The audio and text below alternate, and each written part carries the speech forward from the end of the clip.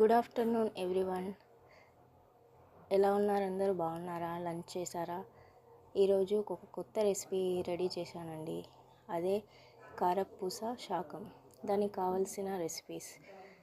కావలసిన పదార్థాలు: కారపూస, ఉల్లిగడ్డ, పచ్చిమిర్చి, మెంతి, కరివేపాకు, కారం, ఉప్పు, పసుపు, జీలకర్ర, ధనియాలు అన్నీ కావాలి.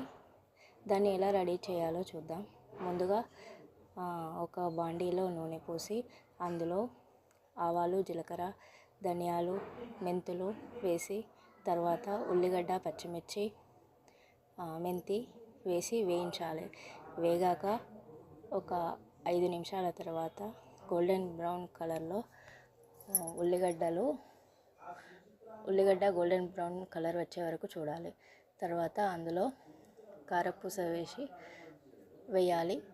వేసాక అందులో కొంచెం నీళ్ళు చిలకరించి తర్వాత ఉప్పు, కారం వేసి ఒక 5 నిమిషాలు ఉంచాలి. అంతే, ఎంతో చక్కనైన కారపూస శాకం రెడీ అవుతుంది.